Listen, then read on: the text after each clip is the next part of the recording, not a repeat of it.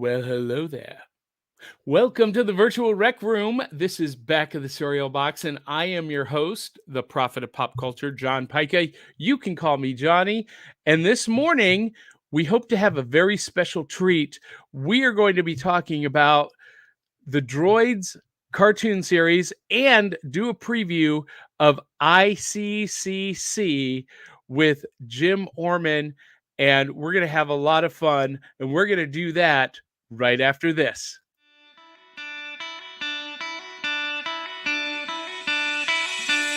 It's like Coca-Cola, Levi Strauss, Johnny Carson and Mickey Mouse.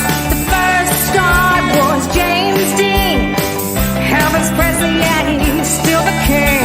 Some things are only imitatable. You can't beat an original. Oh, you can't beat an original.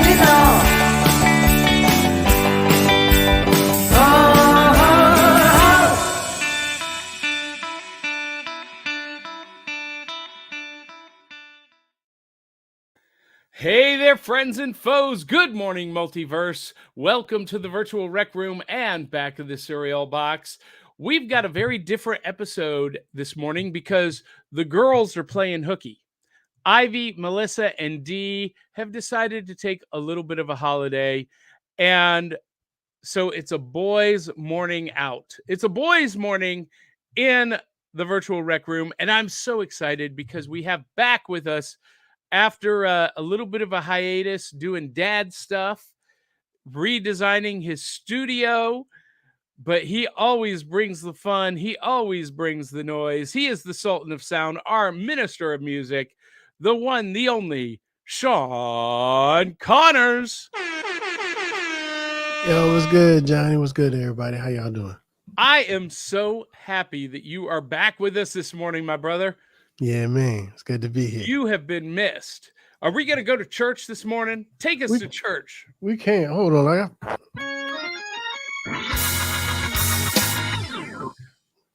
We are here to preach the gospel of Star Wars, Droids, cartoons. And we have a very special guest minister in the church this morning. And we will introduce you to him in just a minute. I think you feeling that a little too much, Johnny. I think I missed my calling, Sean.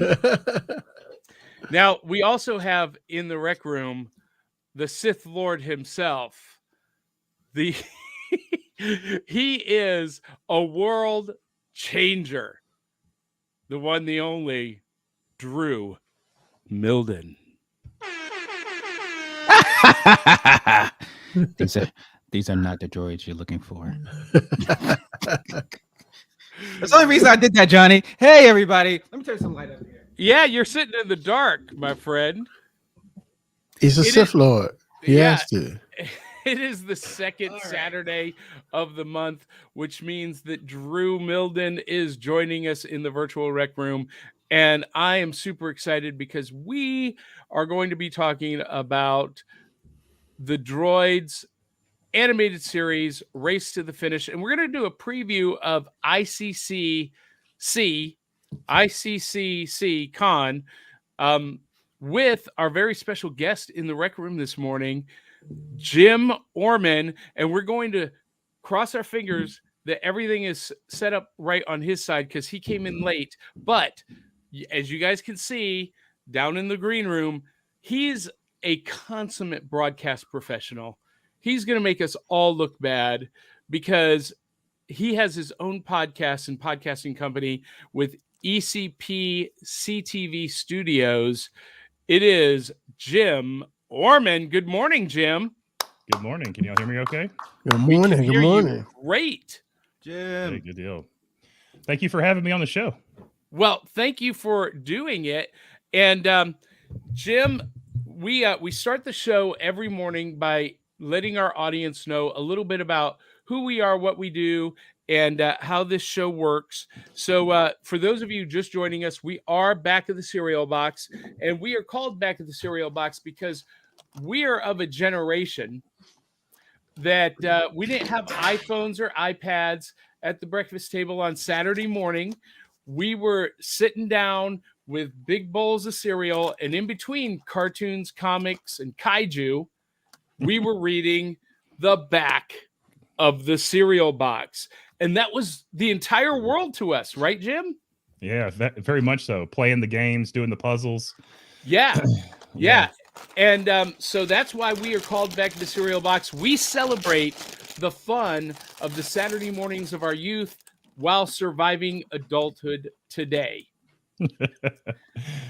And Jim, one of our mottos is that adulting is hard. You guys, yesterday we got a love letter from the IRS. Ah, Oh, that's not good.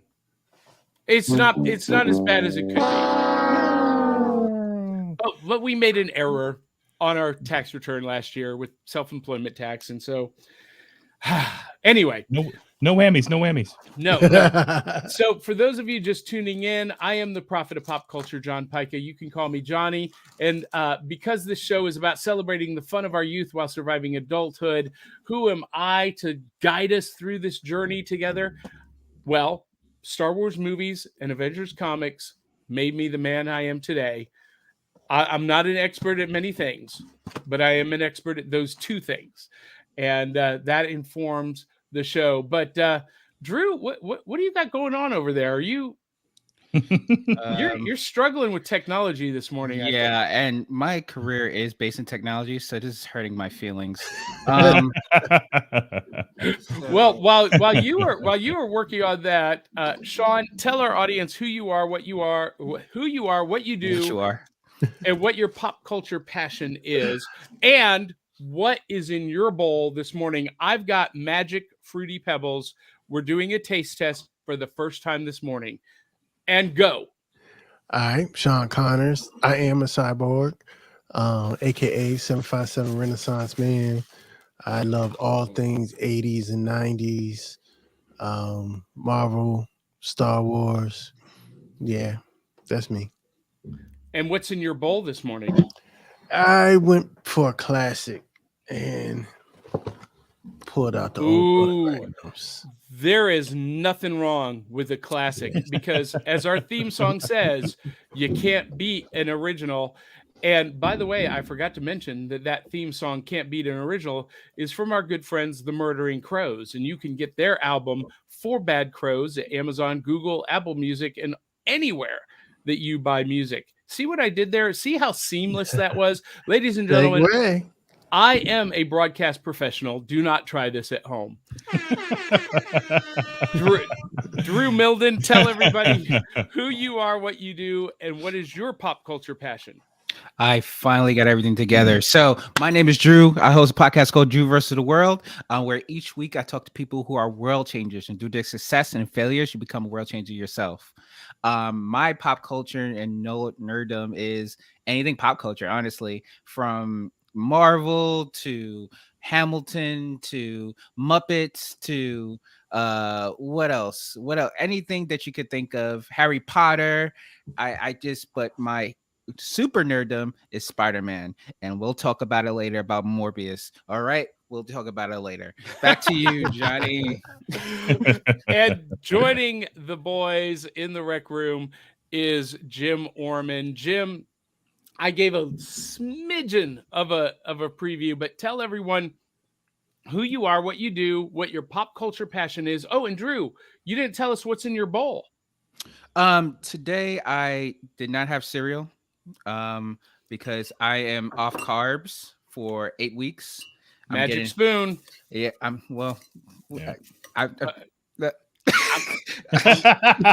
telling you. All right. So we'll jump to Jim. Jim, who are you? What do you do? What's your pop culture passion? And what's in your bowl? Well, so I know our name seems like a whole bunch of consonants going on and having a party. But we started out as a podcast called the Eclectic Collective. And what the basis of that is our eclectic background in entertainment. There's 6 of us in the group, and we all have our, intimate passions with fandoms.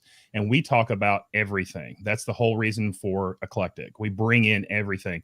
And it's my passion is having conversations about fandom, bringing people in and talking to people about what they love and why they love it, and how involved they are in it, and what they do to pursue and push that passion.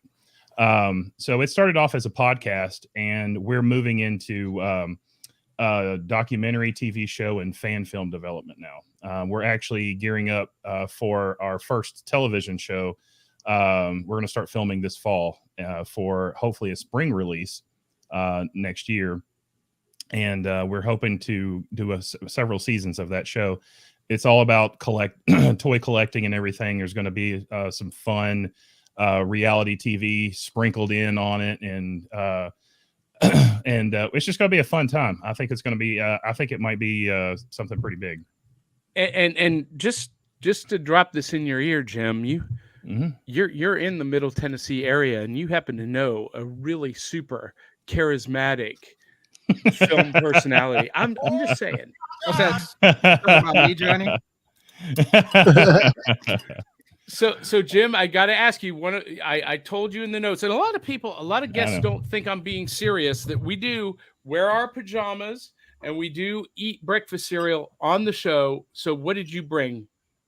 Well, at my age, I'm trying to stay away from cereal as much anymore. If I could have something in my bowl, it would be Captain Crunch.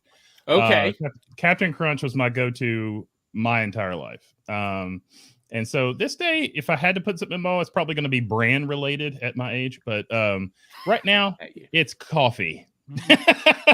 Oh, apparently you got the memo from Dee Barty and Melissa Stetcher, who, by the way, Melissa is doing mom stuff this morning with band practice and band camp, one time at band camp. And she says, "Good morning, friends." And this is a good segue to let our audience know that this is how this works. As you're watching, you can comment in the chat and be a part of the show. Like one of my new favorite personalities, Cade is his name. He is the host of Saturday Morning Comics. If you like what we do, you're going to love what they do. And he says, hiya. And hashtag Saturday Squad. They've got a great show. Okay, that's a good name. That's a great name. I love that name. Yeah, it is. It is. Cade's doing everything right. And I love what he's doing. And Drew Mattingly, our super fan, is in the house. He says, Drew, don't worry. Just as Cobbler's kids have the worst shoes, techies have the most glitches. Ain't that the truth? God. Oh, I love Dave. I love Dave. Shout out to you, Dave. And speaking of Dave, Dave is one of our super fans, one of our supporters on Buy Me a Coffee, along with Sharice Collins, Cindy Kep, Brian Huff, Dave Maginelli, Crystal Raven Jones, Eli Cash, and you too can have your name in lights by going to buymeacoffee.com/cerealboxpod and buy us a bowl of cereal or 2 or 3, or heck, buy us a whole box. And that feeds our broadcast excellence. Do you guys see how well I did that? I just want to say I'm really proud of that segue right there. Just clip that. You got to do that for a living. Yep. No notes. No notes. That's just off the top of my head. Off the brain, off the dome, as they say. Well, so before we get into the preview of ICC, so I do have Magic Fruity Pebbles and Sean Connors. So it's open, Johnny. Have you eaten, like, took a bite yet, or this is going to be your first official bite? Okay. So my question is, why is there a Nike symbol on the bowl? Because that's a good. Because they have. Okay, I'll let you tell it. On the Johnny. back, they are doing a Nike shoe promotion. So LeBron is partnering with them. So there's a Magic Pebbles LeBron shoe that's out there in the ether. I don't know if it came out yet. I just kind of fell off LeBron since LeBron wins, but these look all right. In real life, and not that picture. That picture's horrible. Well, but this gets you a 20% discount at Nike.com or you can win. You can win a pair. Hmm. So, Sean, screenshot that so that you can take advantage of that. Yeah, but the Nikes I like, you can't get on Nike.com. Big facts. Now, Tactics. so I have opened it. And again, to prove the point, there is no Ziploc. There's no Ziploc on this bag. People arguing with me online. Now, the cereal is... Don't read the comments, Johnny. Oh, my God.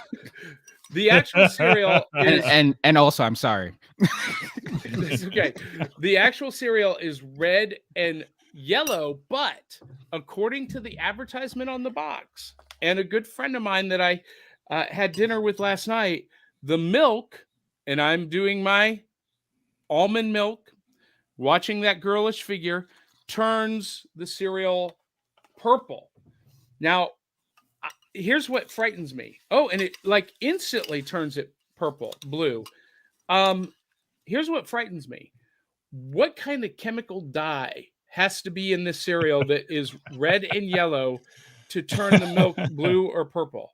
Hey, if science made it, just ingest it. You're eating fruity Pebbles. There's nothing fruity about that cereal. No. Okay. Listen, There's no fruit in there. it is a sweetened rice cereal with natural and artificial flavors. And I love Fruity Pebbles. Mostly artificial, probably. Mhm. So here we go. Magic Fruity Pebbles for all the Naturally money. artificial. Naturally artificial.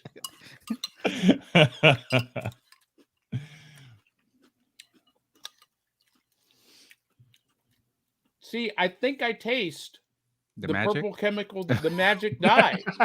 I The think natural that's what I think. artificial. Natural artificial. But you know what? Usually it gets better the second bite. So let's try it. That's what she said. Ooh, have that button on the ready. Okay. Okay.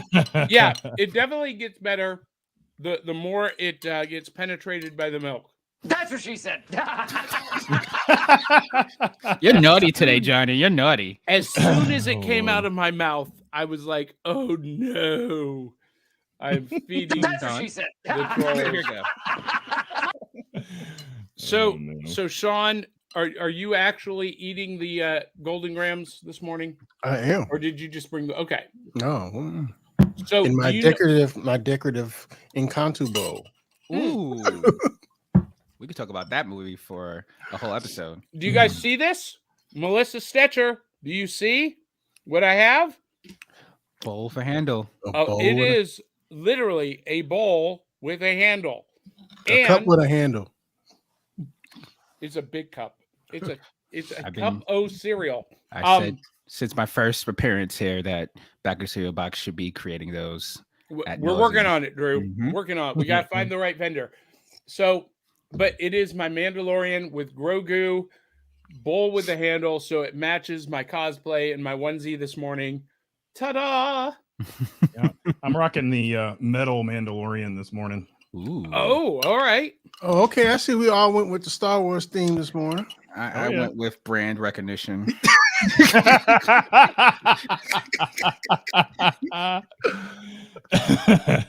And Drew versus the World Saturday Morning Comic says Magic Spoon, and there's also Schoolyard Snacks. And Ooh. I discovered a new one that I've reached out to try to get us some samples. Okay. So we'll hopefully hope for that. Curious Idealist Angel Love says, "Good morning, Pocket Friends. I'm noticing a severe lack of estrogen this morning." Well, that's why you're here in the comments, Angel Love. This is what they call in the world a sausage party. Which is the one thing from the very beginning I hoped to avoid with this Nope. show, but Nope. you know, it was destined to happen. In a year and a half of broadcast excellence, it was destined to happen. And That's my luck. That's my luck. It'd be the show that I show up for. yeah, You Yeah. broke it. and Saturday Morning Comics is excited for Droids. We are going to get to that in just a moment. Hey, look who it is. George Bueller. Good morning, campers. Now, George Bueller Bueller! is coming on board the Bueller. cereal. He's Bueller. coming. That's going to be a joke, George. You know it, because he's coming on board the Cereal Box Network with his Friday night show, Fanatic Forum, and that is going to launch on our network on May 6th. So, yeah, check it out. And Cade says, thank you so much for the kudos. You're welcome. And Keisha Acuff is in the audience in the rec room. Good morning, beautiful people. Keisha. Good morning, Keisha. Hashtag Keisha be crazy. Wrong one. Wrong button. No, you need that one. Okay, try again, Sean, for Keisha Acuff. There we go. Now, the button you need is for the next one. The button you did is for the next one. Eli T. Cash, who says, comment loading. Dial up noises. I refuse. And Saturday Morning Comics says, cereal is a must on Saturday morning. I need me some of that keto cereal going around. Yes, listen, some of it is really good. Some of it tastes like cardboard. Some of it tastes like sawdust, but some of it is really good. And Drew and I have a disagreement on Magic Spoon because I love Magic Spoon cereal, but he does not. Dislike is a very small word compared to what I feel about Magic Spoon, but I love the idea of having healthy cereal. So I love that they are in business, but they will be not getting any of my ducats, aka shillings, aka dollars, aka dinero. Well, here's the thing about Fruity Pebbles. It is a rice cereal. There's no grain, there's no wheat. It's rice. So that's good if you're on a wheat-free diet. And as such, it is gluten-free, certified gluten-free. 140 calories per 1 cup serving. So, if you're trying to maintain a girlish figure, it makes it easier. And added sugars, there is 12 grams. That's a little bit more than my diet allows, but it's not outrageous. When you look at a lot of other junk food that has added sugars in the 20 and 30 grams, 12 is, for a cheat day, I think a little bit respectable. So, Fruity Pebbles, I will tell you this. I am not a fan of the milk left over, Sean. This is not. It's no leche. It is not the dulce de No leche. plain, no plain, No cinnamon milk here. It tastes like chemically enhanced colored milk is what it tastes like. It tastes exactly what you would think it would taste like. It's not good. The cereal's You okay. just ingested gamma milk. Yeah. So post cereals, if you were watching, I love Fruity Pebbles, but I'm going to have to stick with the classic Fruity Pebbles going forward. Not a fan of the Magic Fruity Pebbles. Does Post do Wheaties? Yes. Okay. If you're listening, discontinue Wheaties. I don't know why you have it. But anyway, go ahead, Johnny. So am I the only one? I got a Wheaties joke, but I refrain. Well, am I the only one that as a kid I would buy Wheaties because of the celebrities on the box? They tried to trick you. They tried to trick you. Joke, but he keep pulling me in. And it was like eating tree bark. Oh. And you had to put so much sugar on the Wheaties to make it even palatable that you ended up with this bowl full of the sugar sludge milk. You know what I'm talking about? Yes, it's like that. It's like it's like you're scraping the side of the bowl with your spoon and you're just putting sugar and milk in your mouth. I literally just collected them for the boxes. I had the box with the Olympic Dream Team, and I had several Jordans. Do you still have them? No, I wound up selling them. I got out of I think it was sometime in the late 90s when that first big player strike happened. And I kind of got out of it at that point. And I was like, okay, you're a multimillionaire going for more multi-millions. I mean, come on. I still watch it occasionally, but I got out of my collecting. I lost my love for following it as much as I used to at that point. But I had the Bo Jackson. I had a couple of Bo Jacksons boxes. I was avid collector of those for a long time. Ooh, Bo Jackson. He's the man. If he can't do it, Yes. nobody can. I know, right? Shout out to Tecmo Bowl. Here we go. Play the Raiders every time. Every time. Hey, can you guys hear me? Now we can. Yeah. Yeah, I got a pop up that my mic had lost connection to the browser. That was weird. So how long could you not hear me? Just a couple of minutes. I think we were talking amongst you not hearing you, so it was fine. Now you acknowledged it. We didn't So know. now it's in there. I don't think we noticed.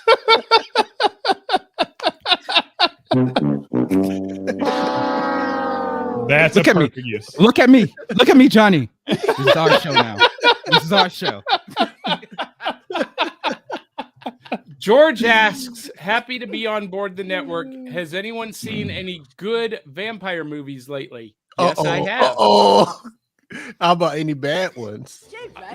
Listen, I saw Morbius last Saturday night, and I really enjoyed it. I loved it. I thought it was fantastic. What? Did you go see it, Drew? Yes. We had this conversation already, Johnny. You know how I feel about it. I hate it so I much. think the problem that movie's having is it being in the MCU. Everybody's trying to hold it to all the That Spider-Man standard, movies, yeah. that in-game standard that is out there right now, and you can't do it. This was It's a complete impossible. origin story. You can't do that. You have to separate it, even though they all will intertwine at some point. You've got to separate it and consume it for what it is. Well, and I said on my review last Sunday, I think that it was not a good MCU movie. It's not in the MCU. It's a Sonyverse movie, but Well, it was yeah, not still. a good Marvel movie, but I did think it was an excellent vampire movie. Well, they are mixing it into the MCU. If Yes, you watch they the are. post-credit scenes and everything else. And yeah, I do know it's Sony. Very sloppily. Very. Yeah, but still, it's there. It's Sony. It's Sony. I honestly think this is the worst MCU movie they ever made. But that's like MCU Sony movie they've ever made. And this is saying You think about it's the worst? worse. Worse and this is talking than Venom? worse than Venom. No. Worse, Yeah, Drew, worse than Venom. were you doing some hashish before you saw this movie?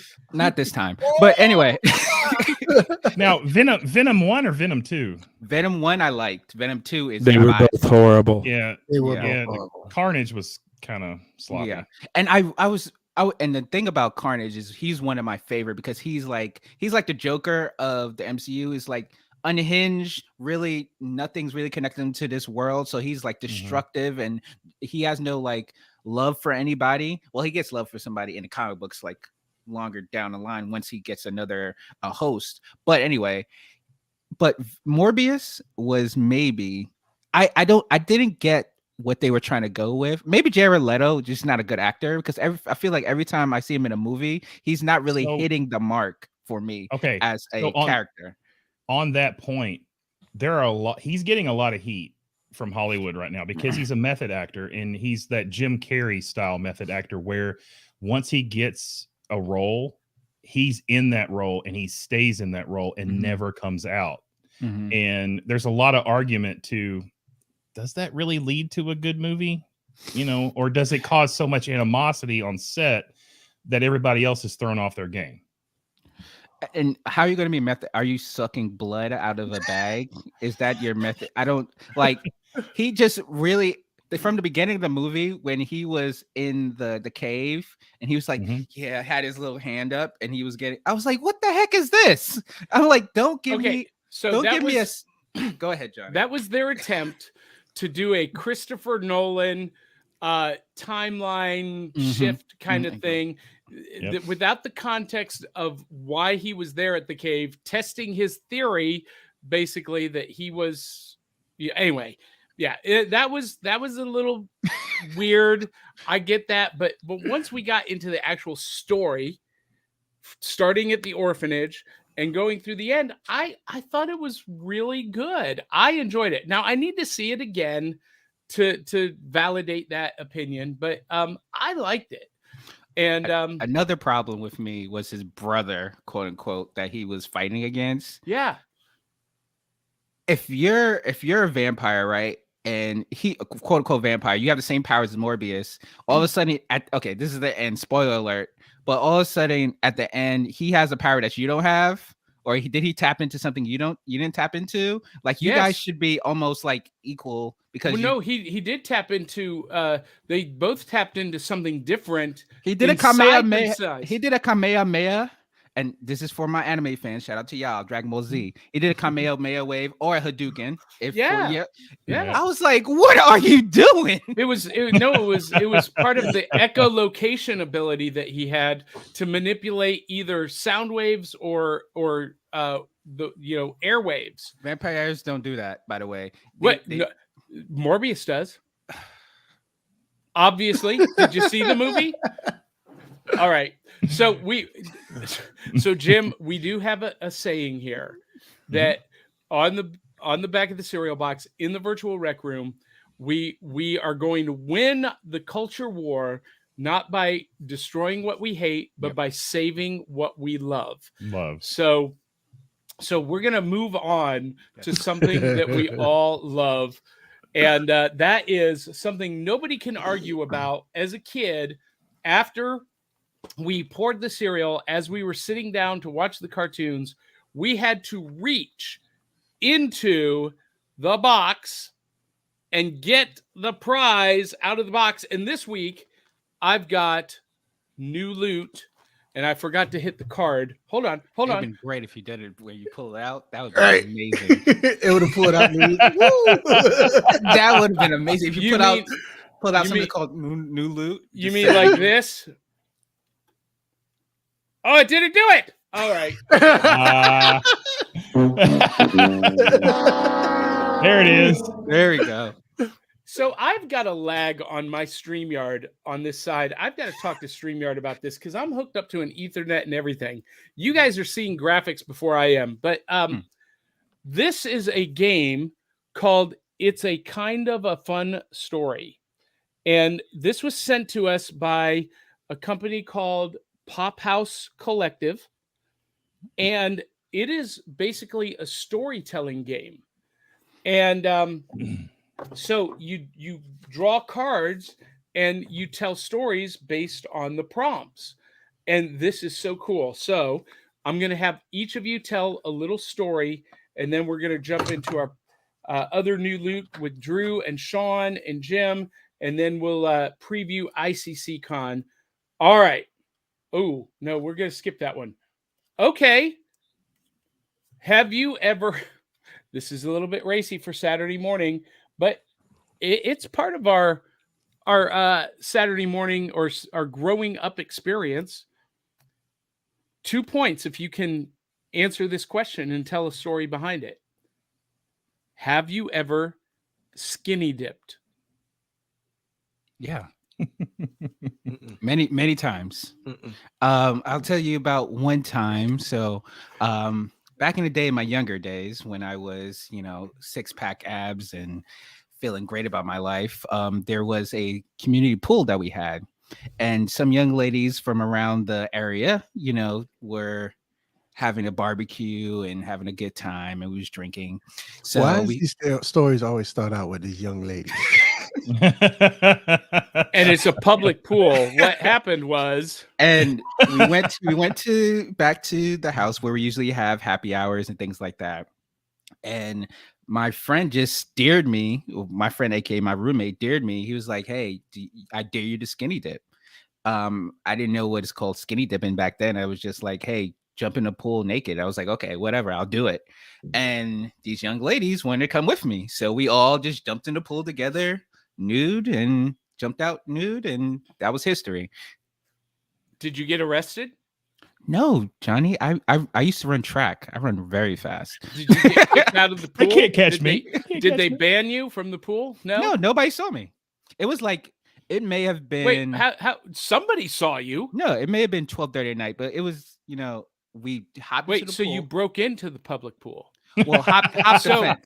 Oh, Yeah, no, that's called breaking and wow. entering, Drew. Well, it's not breaking if I didn't break anything, and I entered it over an obstacle that was already So open. is somebody so ticking it's away fun. at the somebody ticking away at the broken laws here? We got breaking and entering, All right, It's fine. public it's fine. indecency. I mean, I was Delinquency decent. of a minor. so Drew, for being able to tell that story, you get 2 points. Jim, we're gonna put you in the hot seat. Have you ever skinny dipped? I don't think it could be. I don't know if it could be considered skinny dipping. But if you're from Middle Tennessee, you're probably familiar with Percy Priest Lake and the cliffs. And yeah, on a dare, jumped off the cliffs. Yeah, and everybody was kind of doing something different. People were doing like how far they could go out. Somebody did a cartwheel and flipped off and everything, and I was like, that's a bad idea, Percy Priest.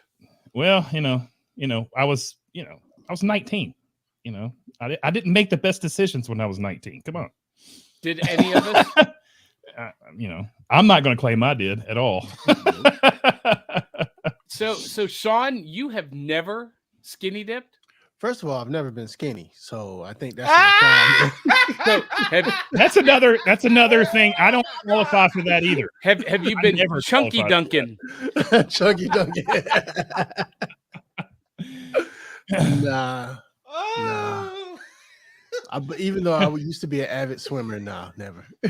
See, I grew up with a pool in my backyard, and my parents traveled a lot for business. And so, yeah, we had a lot of skinny dipping parties at my house in the backyard. And yeah, so that was like a regular thing. Chunky Dunkin' is like the new Dunkin' Donuts place. Oh man! Hey, you remember donut with chocolates on it? Just like it could be a new 2022 version. You remember Arsenio Hall, the Chunky A? Yeah. It could be his son coming back. Word up! Chunky Dunky quack quack. We need to make that a thing. Oh man! We need to make that a thing live from back of the cereal box. Chunky that's Dunkin'. fantastic. Oh man! So That sounds like a great Nike shoe. Has the pumps. So Drew, Jim and I get 2 points. So that's how the game is played. That's it. That's it. You draw a card. You tell a story based on the question asked, and if you have a story that you can tell, you get the appropriate amount of points. It's that easy, and you could do it without actually points. And there are other cards like a reverse or a nope or a block if you don't want to answer this question or whatnot, but those are limited. So anyway, it's a fun kind of story. We're going to be using these cards on air and live at events going forward, because this is a great way for us to just again, like we just did, have fun conversations and start some conversations. And Dave Mattingly says, Gamma Milk. How many Hulks did they have to milk for that? Oh my God. That's a visual I didn't need this morning. This guy's great. This guy's great. He's great. And I'm going to put this comment on the screen, Eli, but for everyone watching, back of the cereal box, its hosts and affiliated sponsors do not endorse any comments from the audience in our chat. Oh no. Speaking of Morbius, that was kind of sloppy. That's what she said.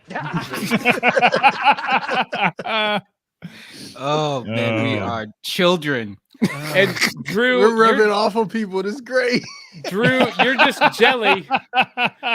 You're just jelly that you can't do a how do you say that word? Kamehameha.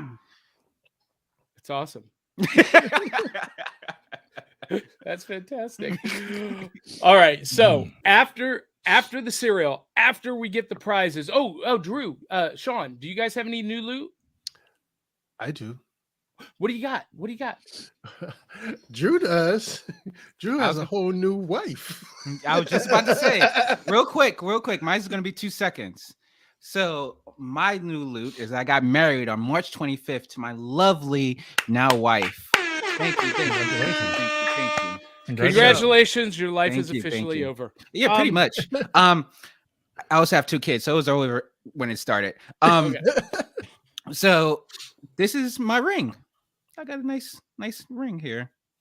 It's made by renewable metals, reusable metals. So Nice. it's nice, and it's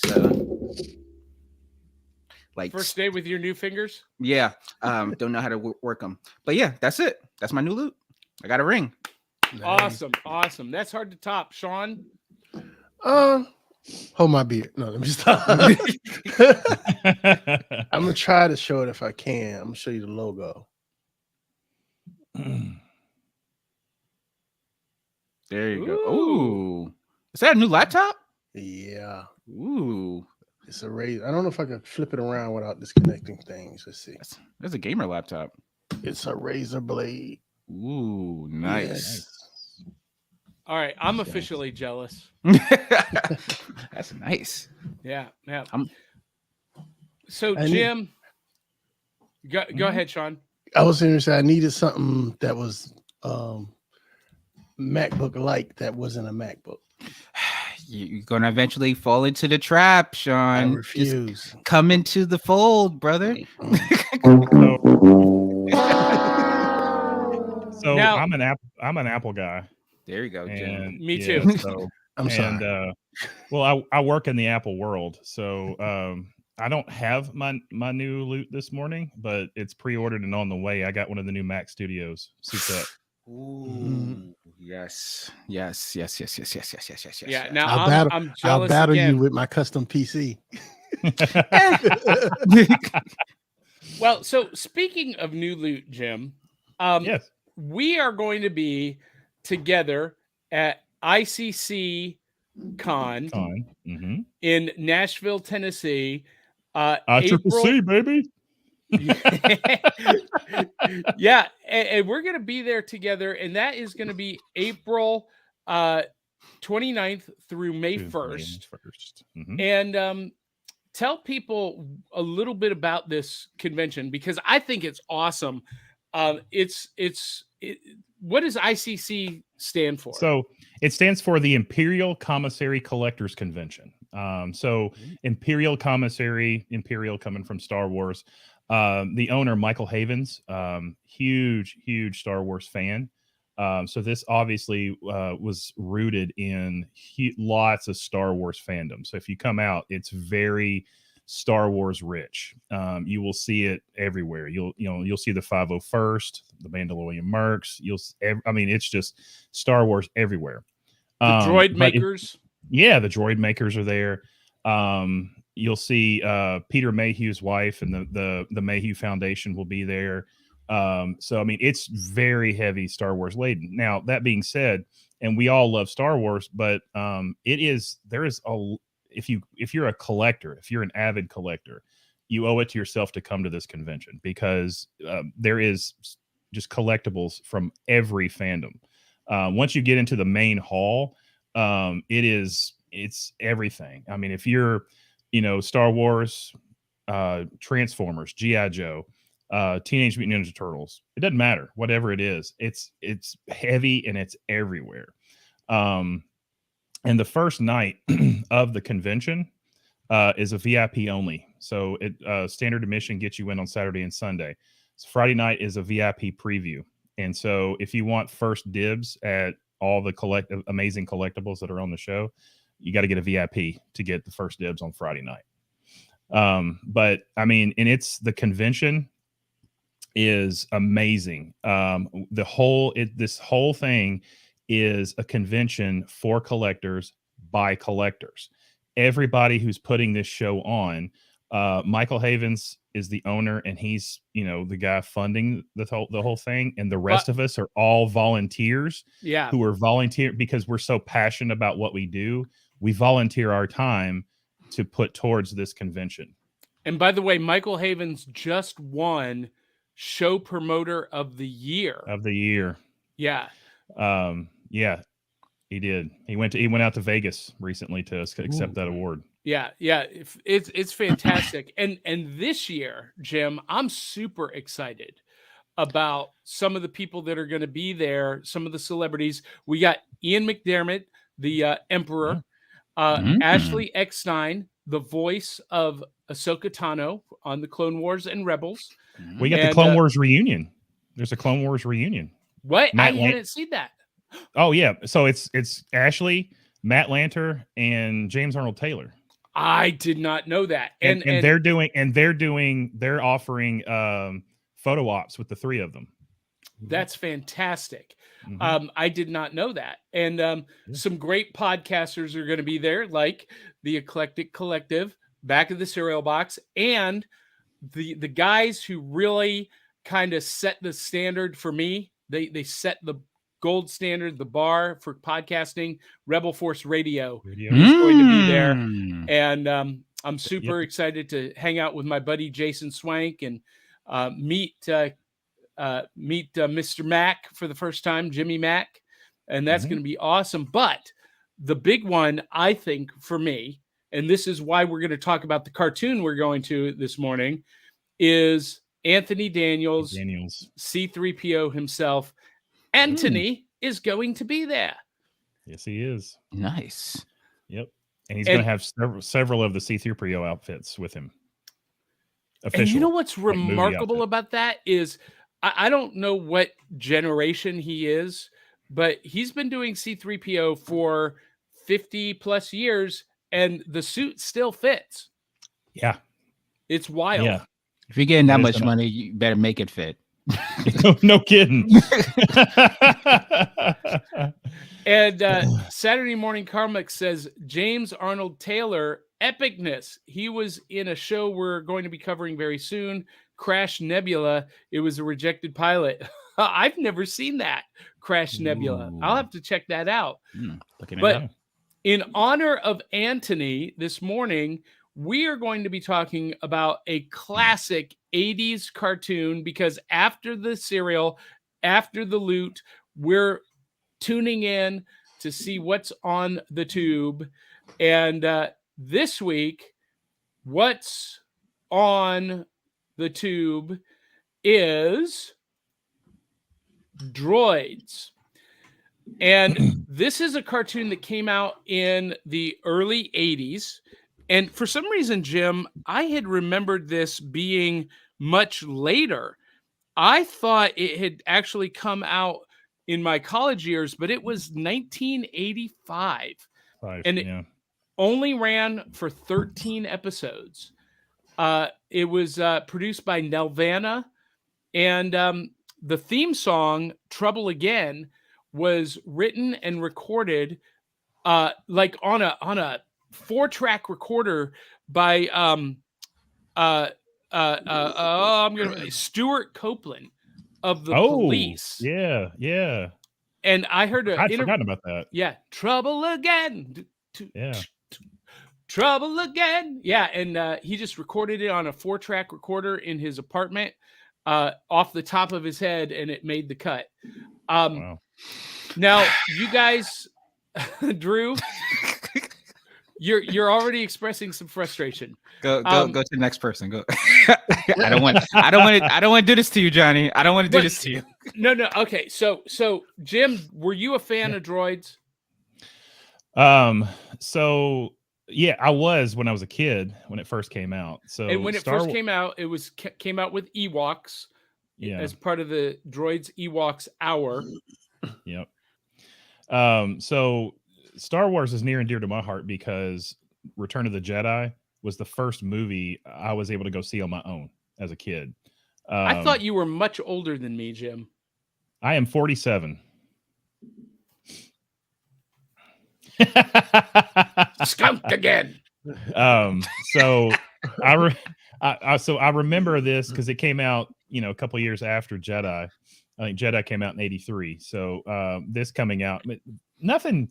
If you want to recognize how dated it is, I mean, it came out when punk rock was hit hard and heavy. So that's the reason why the main characters in the whole thing are, they have that punk rock look to them.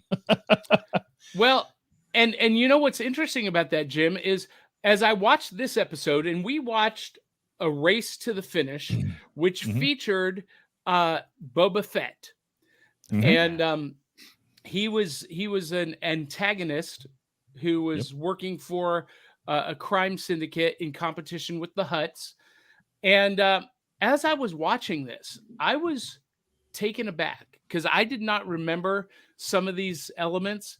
I was surprised at how much the current Star Wars, when I say current, I mean the prequels through the sequels and the cartoon series and the animated shows and Disney Plus shows, how much inspiration visually they actually took from Droids.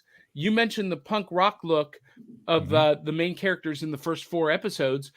That look translated directly to Book of Boba Fett with the mods. Yep. Sure did.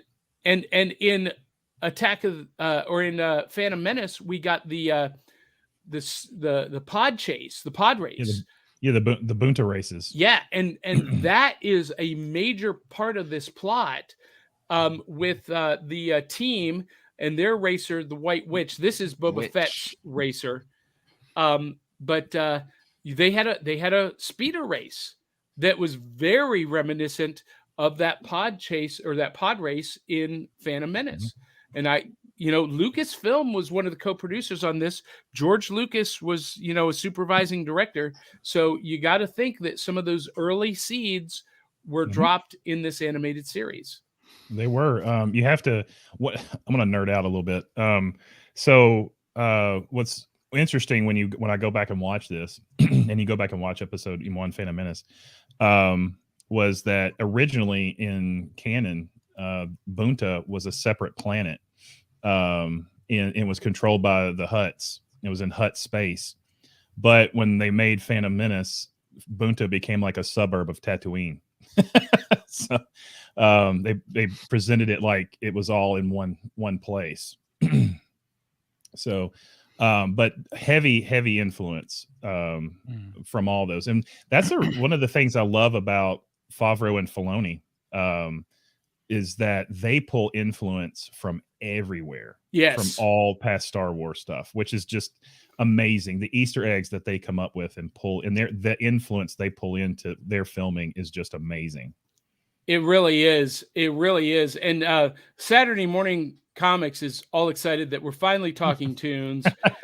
He loves that theme song, In Trouble Again. He wants a full version, and now he's singing it in the comments.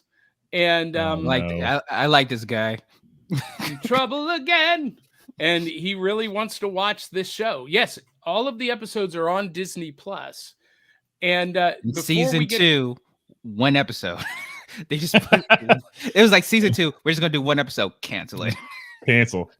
And I'm not sure why that happened, but some of the other influences that you see through the current Star Wars, after the 4th episode, they leave.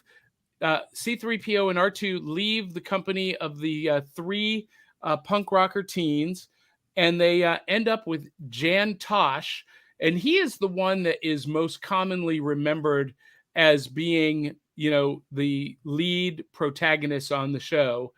Then what I mean? Oh, Drew. But here's some more of the influences. So one of the characters on Droids became the prototype for Rey in The Force Awakens. Wow. Yep. And the biggest service that this show does is it explains a major continuity hole, because in Revenge of the Sith, the droids are entrusted to Bail Organa, but in Star Wars: A New Hope, talking to Obi-Wan Kenobi, he says, C-3PO says, "We were last in the service of Captain Antilles." And, what happened? Well, this show was set 5 years after Revenge of the Sith, 15 years before A New Hope. And scenes like this explain how the droids got separated from Bail Organa and came into the service of Captain Antilles. You're welcome. And since we're talking about collectibles, we'll talk more about the collectibles like the action figures that were issued. Yep. And this one is a holy grail for collectors. Big holy grail. Do you think anyone will have them at have one or two at ICC?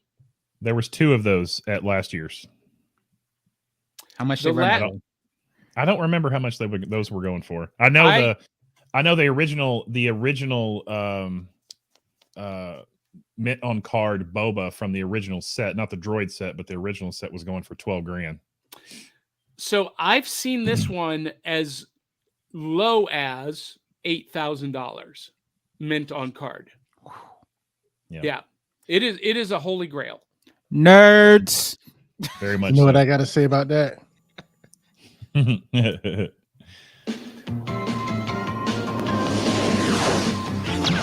Rapping softly in a danger zone. No weapon in my hand. You can tell that was recorded in his apartment. Yeah. Justice brains designed by fans. I mean, you can hear the background hiss in the room. Trouble again. All right, Yep. that's enough, Sean. We're gonna get. But in trouble. that sounds so 80s though. It was. That's the Iconically epitome 80s. of 80s sound right there. The moment I heard that song, I was like, Johnny, what did you get me into? The moment I heard that song, I was Wait a like, minute, Drew. oh, we goodness. watched Fang Face just for you. I love Fang Face. But that, oh man. So you're. What's- Go ahead.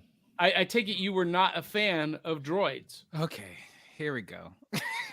Oh, Everyone, buckle in. So Droids was what I expected to be, right? A lot of, oh, you thought that person was that person, and a normal trope that's in a lot of TV shows, definitely during that time. You thought this person was this person, but he's actually working for somebody else. That's like a common trope, right? The one thing I didn't like was the theme song. It literally, I was like, no. It wasn't enjoyable. It wasn't catchy as maybe other people's ears are more in tune to music than I am, but I really didn't enjoy the theme song. So I was like, okay, maybe the story will be good. C-3PO was treating R2-D2 like trash the whole time. I was like, Well, how that dare was you his disrespect thing. your friend? But That was their thing. yeah, I know, but then he just goes on with this other guy, and even the other guy's like, maybe you should hang out, maybe you should have a conversation with him. He was like, no, I don't want to have a conversation with him. I just want to have a conversation with you. Isn't it so good to have a conversation with somebody who's as smart as me? I was like, come on, C-3PO, you acting up. Then spoiler alert for anybody who hasn't watched it since the freaking 80s. But anyway, anybody, then at the end, he gets double crossed by it. I'm like, yeah, of course, because you was acting real harsh on my man R2-D2. So when they get double crossed, even when they was like, oh, R2-D2, go and watch the witch, he was like, C-3PO was even like, it was your fault. You did this on purpose. I was like, you wasn't even there. How you gonna hold my man like that? But anyway, I'm sorry. I'm passionate about this because I was like, how you gonna treat your friend so bad? He's been with you through everything. You're gonna treat him so bad. Yep. I understand this is your niche, but come on now. And then he goes off and he gets double crossed and they try to catch her and stuff like that. I did like the race though. Of course, I love a good speeder race. So that was great. But overall, it just didn't hit for me. And again, I just to caveat this, Star Wars is not my total fandom. I know as little as possible about Star Wars, but I do enjoy it. You're But fired. but honestly, the story, like for instance, Clone Wars, right? I love Clone Wars. That's one of my favorite series of all time, like from beginning to end, how they created and connected it with a lot of the canon stuff. But this show I was like, no, thank you. So, but again, to each his own. And at back of the series box, we allow everybody to have their fandom and enjoy themselves as they wish. And for people that don't like it, you said sit the heck down and shut your face. So I'm gonna shut my face. A couple of interesting things about this episode, though. I didn't put a stopwatch to it, but I think Boba Fett probably had more screen time in this cartoon than he did in the original like Empire and Jedi combined. I think you're right. And then, I mean, what was really amazing to me was how far they went with C-3PO in this cartoon as a whole to give him more human traits. And just example, in this episode, he's fighting that other droid, and he's making all his self-proclaimed martial arts sounds, hi-ya, type stuff, which was hilarious. And if you're as old as me, you'll remember from the 80s when we only had 5 channels of content to consume. Martial arts dominated. Saturday morning. Yes, Saturday and Sunday mornings, man. Martial arts was everywhere, and so just that influence, it was just amazing to me how far they went with C-3PO, make it humanizing him more and more in this cartoon. Oh, the one part I want to talk about is the part when I think the guy is trying to shoot C-3PO or push C-3PO, and one of the robots intervenes and jumps in, and then he falls down and holds his knee. I was rolling. I let out be like, humanized him so much. It's just crazy how much they humanized him. Sean, what did you think about A Race to the Finish? Oh, you didn't watch it. I didn't watch the episode. One reason is I didn't want to disturb my childhood memories, but I do remember the show when it originally came out, and it was one of them things where we didn't have too much Star Wars anything. That's right, because it was a Star Wars and it was a cartoon. It was the dark. You didn't care how terrible it was great just because it was something Star Wars. Yeah. Now we have a great question from Saturday Morning Comics. He's being exposed to this for the first time this morning, and he loves it truly. But the question is, did Ewoks last a long while after Droids? And I think it did. He says, I have to ask because I know it was more commercially successful, right? Mm-hmm. It did last longer. Did it last three seasons, Jim? Do you know that? Yeah, I believe it did, yes. And it was way more commercially successful just because it was the Ewoks, man. I mean, everybody loved the Ewoks.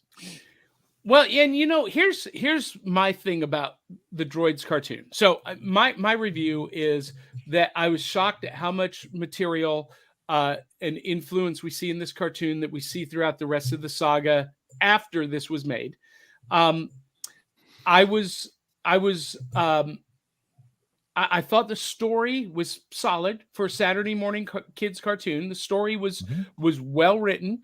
Anthony Daniels did the voice of C-3PO. The cast was killer. Cree Summer played a character. She was Princess Garen. So we and the who's who of voice actors on this is pretty amazing. So great casting. But what struck me was how clunky the animation was. The frame rate animation was not up to the standards that I think Nelvana had become known for. And it just, I mean, maybe it's because they're going for the stiffness of the droids, but the whole thing felt very stiff and clunky. Well, back then also too, animation was super rushed. They were way rushed to get animation out, and they still were trying to figure out the whole thing. If you go back and really watch it, especially this episode, I went back and did some frame freezes and everything, and there's so many errors in their animation in this and you could tell no animator wants to put a half done product out there, but I think the studios rushed it too fast. And it just, you could tell. There was one where R2 was opening a door and it showed the light panel, and the bottom, he's in front of the light panel, but the bottom light on the panel is in front of him. And I'm like, okay, what, some magic thing just happened with R2? What is going on here? You can see through his dome. I mean, and that wasn't just like a split second, one frame. No, that was an extended. It was there for a minute. which means that had to be there for like 30 to 60 frames. And nobody caught that and thought, oh, we should correct this. Yeah, there's a point when one of the speeders is coming out of the tunnel on the pod race, and there's like it's sitting there. The speeder's sitting there for a minute, and then they flash, and there's a placeholder that kind of pops up for a second. That's a placeholder in animation that's meant to be replaced, but they left it in because somebody forgot to go back and take it out. Oh my gosh, maybe that's why it didn't last more than 13 episodes. But I gotta say, here's the failing of this show: is you have a Saturday morning cartoon, you have the production facilities with Kenner to create a great toy line, and this was the full extent of the toy line along with Boba Fett. And what was that green thing what was that green thing? What is that? That's the lightsaber. Oh, okay. Luke's. It's meant to be a launching lightsaber, I think. Which, this series happens long before that. But what's funny about this is they're just repaints for the most part of the classic Kenner line. But Jim, I don't remember ever seeing these on toy store shelves when I was a kid. I think they blundered severely with the toy line. And if the toy line had sold, that cartoon series would have gone on longer. Well, I mean, it's many blunders in the toy era back then. And I mean, we could have a whole show about toy blunders. But are we talking about the current Hasbro treatment of the Star Wars license? We're not going to go there. Yeah, how about Ultron? Like I said, whole episode. Whole episode. But yes, I'm with you, John. I don't remember these being on the shelf. I don't remember seeing them. I found them later on as an adult in the collecting me too. world. I mean, I do not remember seeing these on the shelf at all whatsoever. I remember seeing one figure, the purple guy with the kind of mohawk and mullet. I saw his figure like years later in a clearance bin at KB Toys when I was in college. Oh, man. That's the only figure I ever saw on store shelves. And I really wanted a Jan Tosh figure because I loved that character. Never saw it. Yeah, I never saw any of that stuff in stores at all. Not even in a clearance bin. But I will say this. I showed this earlier. Hasbro has released a Droids / holiday special Boba Fett. Because the paint job that he has in this is, the color scheme is the one from the holiday special where we first meet him. And I want this. I really want this. So that's nice. That's a Hasbro Pulse? No, that's Black Series. Okay. But, and it came out, I think, a couple of years ago. So I got to find it and get it. But for those of you wanting to take deeper dives into Droids, you can watch all of the episodes on Disney+. They also had a Marvel Comics series through Star Comics. And then later, Dark Horse Comics did a serious, quote-unquote, Droids series that was really pretty good. And there's a scene in the Droids comic series from Dark Horse that for those of you who saw Rise of Skywalker, you will recognize with C-3PO carrying Chewbacca's bowcaster. That came out of that comic series. I'm a big Dark Horse fan, so I'm searching that right now. I love Dark Horse. Dark Horse and Image are like one of my two favorite comic book brands other than Marvel. So Jim, talking about the toy line, how you're involved with ICCC and other collectibles and collector events. How often do we see these toys popping up at collectible events? I have seen them at we've been doing this since 2018, and I've seen multiples of these particular figures right here. I've seen them at almost every one of our conventions we've had. And what's the average cost? Do you know? I don't remember. I do know that the Boba Fett is obviously Boba Fett and R2 were the highest priced ones, but I don't remember exactly what those were going for. These are not ones that I seek out for my own collection. And it's for me, I'm weird. I'm a weird collector, and I hate the cards on these things. I hated the color schemes and the way they did the cards on these. So for me, I never really wanted these in my collection. I never really pay much attention to it. You know, it's kind of like So- you drive in your own lane type of thing. Yeah, as a collector, well, I guess most collectors who would be after Droids toys want them mint on card. See, I'm an out of the box collector. I keep on telling you about that. I know, but I like to get the figures out, play with them, pose them, put them on the shelf. That's how I'm both. I have one of each. I have a beater and I have one in the box. Okay. For everything I collect. Wow.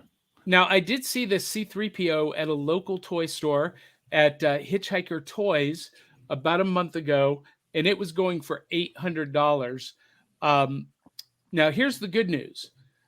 Hasbro, Kenner, this year has reissued this C-3PO. It's the only toy in the series that they've reissued. Yeah. And I had totally forgotten about that because when Anthony Daniels was announced, I got one for my son because he's going to use that to get Anthony Daniels' signature. Nice, smart move. Very, very cool. Yeah. Well, I can't believe it. Time flies on this show so quickly. We're already over the hour. I don't want to keep us too long, but I promised Drew and I promised Sean that we would have this conversation. Oh, man. Oh, let's do this. Let's do this all day, every day. Oh, let's do this. So I am a huge Moon Knight fan. He is one of my top 5 favorite Marvel characters. And let's stretch. Let's get this going. Come on. So I went into this series with deep knowledge of the character. And all I got, no spoilers. All I'm going to say is I'm loving it. I love this show. John, you told me from the beginning when it was announced that you love this show, and I mean you love this character, and I was like, I really don't know about him at all. First episode, and I keep on telling this to everybody, best first episode of any MCU series I've seen thus far. First episode, as far as creating a backdrop that you can understand, creating a character development, immediately understanding his flaws and his strengths. And then the second episode just goes even deeper into it.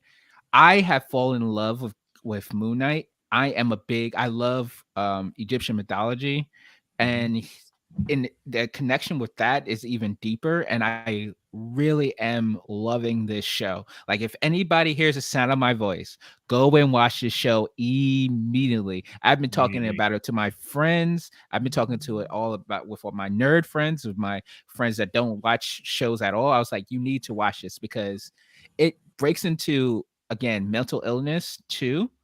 And for Marvel to have shown this in when the 80s, John, 90s, 80s, 90s, or 70s. He came out in 1975 in Werewolf by Night number 34. For them to show it during that time, and now to be in the forefront when mental health is really in the forefront of a lot of like businesses right now, is highly important.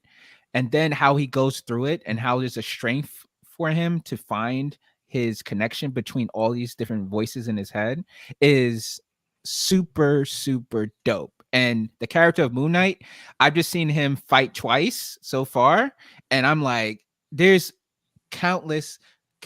I just want to hear all the backstory about how the original like avatars and everything. There's so much more there that I don't know of. I'm actually today going to go out and look in my local comic book store, Second and Charles. Shout out to them. I will and catch a couple Moon Knight comics myself, or maybe some book series. I have grab the Moon Knight Epic Collection. Okay, if they have it. That's like a collection of the greatest hits of Moon Knight over the last 30, 40 years. That's a good one to start with. Yeah, go from there. Yeah. Sean, what did you think about Moon Knight?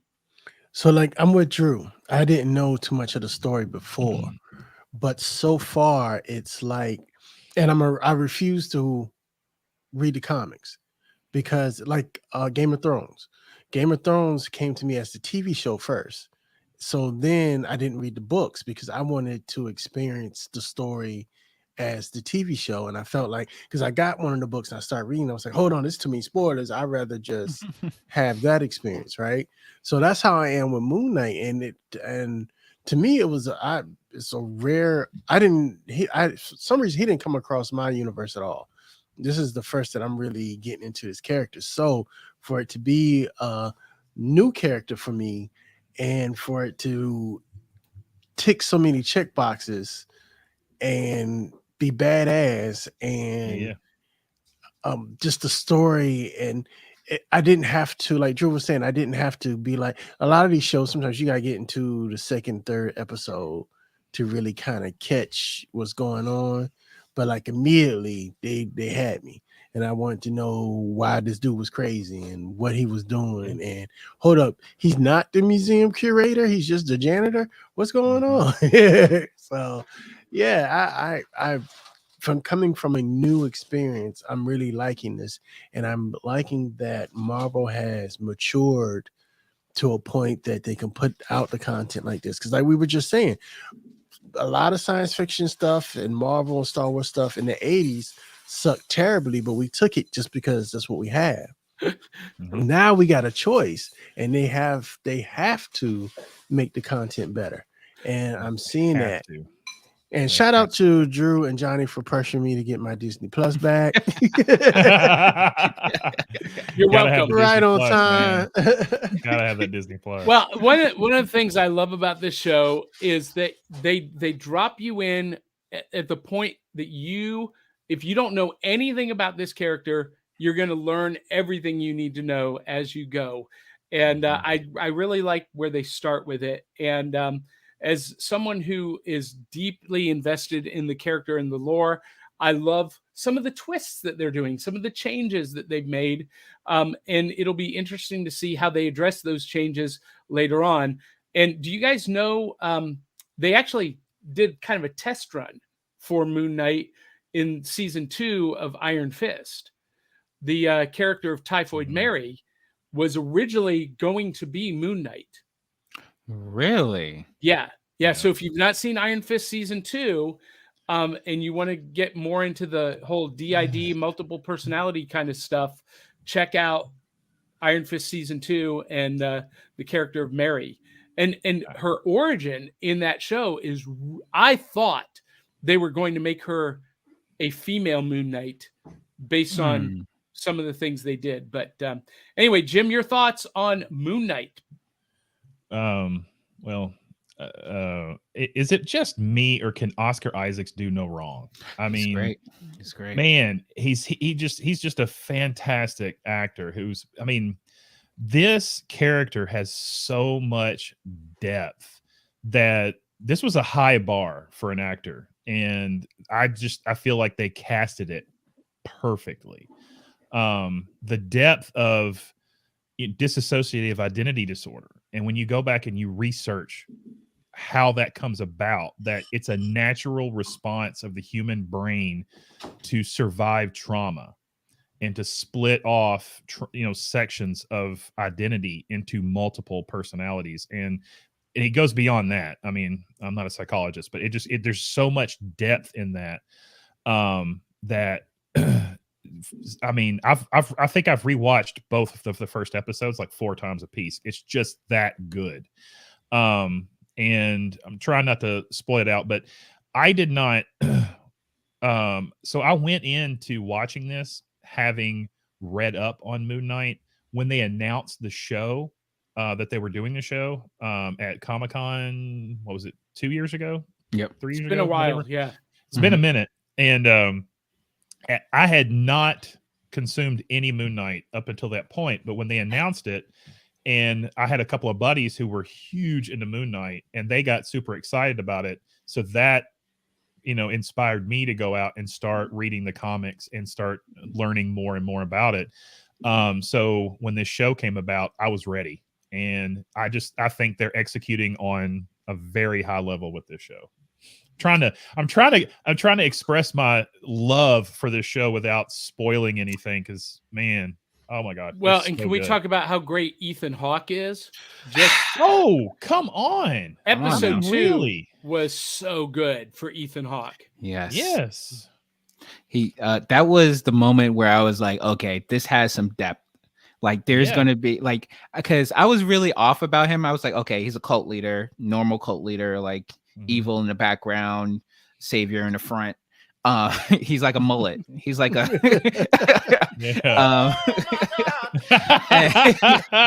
so I was really, but again, he showed me something in episode, and this is just episode 2, everybody. Yeah.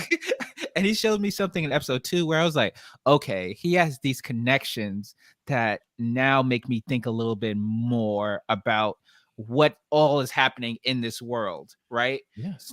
So I can't wait, man. I can't. And the overall, I think I know what's going to happen at the end, but I'm trying to just wait to see what happens. Well, here's what I like. Is that so far the story has remained true to the spirit of the source material, which is what Marvel Studios does really well without doing direct adaptations frame by frame. I think DC has kind of gotten into some trouble trying to adapt, exactly the source material. But what I love about this is there's still layers to be unpeeled. We've seen Stephen Grant, we've seen now Mark Spector, and we've seen the Moon Knight, and here Mr. Knight. Those are only 4 of the personalities that exist in Mark Spector. There's one more to be revealed. Ooh. And so, yeah, well, I'm excited to see if we see the 4th altar, and the way they've changed Stephen Grant from the comics source material is interesting. It's an interesting choice, but it really works for this TV show. It ties into the whole Egyptian background and why he's, how that comes through Stephen Grant, and so a lot of cool stuff there. I'm digging this. Can I talk about one scene that really sold me on Isa Isaac? Is the scene where, and this is not too much a spoiler, he was at the restaurant and he missed that date. Yes. And he's just has this anguish of, he's a vegan and I want the steak. He's like, Just I just want a steak. And then he was like, he has no idea what a steak, like what steak how it be prepared. He doesn't know the size. He's just so like caught, like melancholy and caught with like remorse and like what is happening to my life that he's just like breaking down even with his veganism. I love that. Hold on, whole thing. can we go into a what if? Can we go to a what if? Okay, yeah, go ahead. So what if Shorty would have showed up, right? And what if they would have went off on the date and they would have kicked it and it would have been great? How are you going to bring this lady back to your apartment and you got chains to your bed and that's not a red flag? I mean, it might be it. Well, he knew it was a red flag. Talking to the statue with performer. The sand around your bed. What are you into? Yeah, he even says he even says that's a bit of a red flag, isn't it? He does. What was going to happen? What did you expect? You was going little Egyptian kink going up on this thing. Well, take it back to my crib with my one fin fish. It was 2 fins at that time. Welcome to my abandoned library. I'm not sure what is going on with the fish, but did anybody else catch that restaurant scene? This stood out in big, bold lights for me. Is he's sitting there and he doesn't know what to order for steak. He says, "I'd like a good steak." And he says, "I'll bring you the filet or whatever it was." And he says, "How would you like it prepared?" And he says, I like it good. Yeah. Good. And he says, "Well done then." Well. And I'm Yeah. like, oh no, that's No. not going to be good. But that's what No. you tell a person So that is it goes to well a done? restaurant for the first time. That's what people just Don't. So no. I thought Yeah. I thought you were saying well done as in, English people. No. Sometimes He No, said, he meant well to be done. cooked. Yeah. no, he's going to cook Oh, it well Yeah. done. And I Okay. just like, no. But I think that was done purposely just to make all of us steak eaters be like, Mm. I'm having Well, steak it today. was to show that he didn't know what he was doing. You know. Yeah, He no, was but vegan. He was vegan. It was just he didn't know Yeah. how to order a steak. yeah, but that scene to me was just so was fun and just so kind of It was telling kind to of the funny, whole universe. but it was kind of funny. He references that again. He's like, when everything starts going, crazy. He's like, I eat one steak and everything just falls. yes. Now, here's the good news. Here's the great news. This really excites me is that the trailers up until the debut episode, all of the footage from the trailers came from the first 2 episodes. 2 episodes. Mhm. So there's stuff that we have no clue what's Yep. coming. And I love that. Yeah, that's exciting. I was Love mentioning to Drew that the character reminded me, especially in combat, reminded me of a Mortal Kombat character. Mhm. And I said it was Smoke, but you know who it really is? Noob Saibot. Mhm. Yeah, this- so I want to see. deep cut I'm Mortal actually going to go back Kombat. and play the game today, and yeah, It's deep cut Mortal Kombat stuff for people. Oh, yeah. Deep cut. we just cross fandoms, just like no. That's okay. That's what it's all about. That's what it's all about. Well, guys, we could talk about this all day long, but we've got adulting to do. So, yeah, I know. But I want to share some news with everybody. If you didn't see the news yesterday, Volume 2 of my book series, Tales of the Decoverse, dropped everywhere you get books, and Amazon, iTunes, in print. You can order it from your bookstores. Wherever you get books, you can get One Night at the Roxy. And I got news this morning as we were on air that Volume 1, which was originally released only as an ebook, has now been released in print as well. So go get volumes 1 and 2. Drew, are you having a seizure over there? We're having too much fun behind your graphics. Yeah, I know. Again, I want to thank. See, now you can't do it, Drew. I want to thank our supporters at buymeacoffee.com/cerealboxpod. And we are a part of the Cereal Box Network. You can check out the other shows on our network: Cosplay Cafe, Ice Cream Queens, Cryptid Crunch, Case Files of the Geek Gumshoe, and coming very soon, May 6th, Fanatic Forum. And if you would like to add your show to our network, you can contact us at cerealboxpodcast@gmail.com. And of course, connect with us at backofthecerealbox.fun.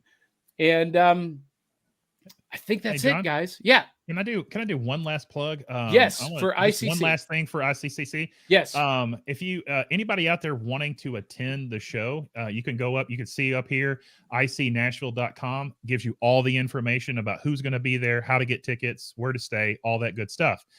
For your listeners today, if you want to attend, you can see our code right here, ECPCTV. If you go to icnashville.com and use ECPCTV10, that will give you 10% off admission, VIP and minutes, and any of the convention exclusives.